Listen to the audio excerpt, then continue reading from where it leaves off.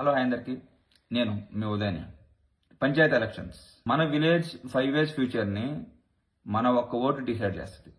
అసలు ఎలాంటి వారిని సర్పంచ్గా ఎంచుకోవాలి, ఎలాంటి వారిని ఎంచుకోకూడదు, ఒక్క చదువుకున్న వాడు సర్పంచ్గా ఉండే లాభాలు ఏంటి, ముందుగా ఎవరిని ఎంచుకోవాలి, విలేజ్ డెవలప్మెంట్ ప్లాన్ ఉండాలి ఆయన దగ్గర.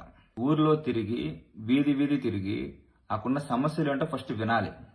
పంచాయత్ ఫండ్స్ని ఎలా యూజ్ చేస్తారో చెప్పగలగాలి. పంచాయత్ అండర్లో ఉండే రోడ్స్ కానివ్వండి, ఈ పైప్ లైన్స్ కానివ్వండి, స్కూల్స్ కానివ్వండి, వీటిని ఇంకా ఎలా డెవలప్ చేస్తాడు అనేది ఆయనకు ఒక ప్లాన్ ఉండాలి. ఇలాంటి నాయకుడే నిజమైన సర్పంచ్ నా దృష్టిలో. సెకండ్, అసలు ఎలాంటి వాళ్ళని ఎంచుకోకూడదు. ఎక్కడో ఉద్యోగం చేస్తూ ఉంటాడు, ఎక్కడో ఏదో బిజినెస్ చేసుకుంటూ ఉంటాడు, అలాంటి వాళ్ళని అస్సలు ఎంచుకోకూడదు. ఏదో ఎలక్షన్లో వస్తాడు, ఇలా హాయ్ అని చెప్పి చెయ్యి ఊపుతాడు, పోతాడు, మళ్ళా అప్పటికే వస్తాడు మళ్ళా. అలాంటి వాళ్ళని కానివ్వండి, క్యాస్ట్, డబ్బు చూపించి, ఆల్కహాల్ చూపించి, ఈ మతం పేరుతో, వీటి పేరు మీద ఎవరైతే ఓటు అడుగుతారో వాళ్ళకి మీరు వేస్తే మీ ఊరు డెవలప్ కాదు. ఏంటి, ఈ పంచాయతీ ఫండ్స్ పర్సనల్ ఫండ్స్గా వాడుకుంటారు కొన్ని ఊరు సర్పంచ్లు, వాళ్ళకు కూడా ఓట్లేదు. ఏంటి, ఇలాంటి వారి వల్ల మీ ఊరు డెవలప్మెంట్ ఆగిపోద్ది. 5 సంవత్సరాలు కాదు, 10 సంవత్సరాలు వెనక్కి వెళ్ళిపోతారు. క్లియర్?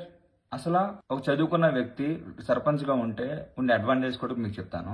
గవర్నమెంట్ పథకాలు కానివ్వండి, మన పంచాయతీ ఫండ్స్ కానివ్వండి, ఆయన సమర్థంగా తీసుకురాగలుగుతాడు. Online systems and digital governance గురించి జనాలకి ఒక అవగాహన వచ్చే ప్రోగ్రామ్స్ కూడా తీసుకురాగలడు. ముఖ్యంగా యువతకి స్కిల్ డెవలప్మెంట్ ప్రోగ్రామ్స్ తీసుకురాగలడు. పంచాయతీకి వచ్చే ఫండ్స్ ని ఎప్పుడు ఎలా ఖర్చు పెడుతున్నాడు అనేది ఒక రికార్డ్ మెయింటైన్ చేసి మీ అందరు చూపించగలడు. ఫస్ట్ లెక్కలు చూపించగలడు. మీకు పంచాయతీని టెక్నాలజీతో ముందుకు తీసుకెళ్తాడు. విలేజ్ డెవలప్ అవ్వాలంటే నాకు తెలిసి అయితే ఒక చదువుకున్న వ్యక్తితోనే సాధ్యం అది.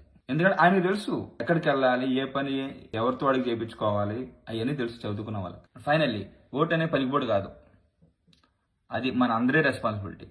మన ఊరు డెవలప్ అవ్వాలంటే అది మన ఓటుతోనే సాధ్యం. డెవలప్మెంట్ కోరుకుంటే మీరు నిజమైన నాయకుడికి ఓటేయండి. Thank you.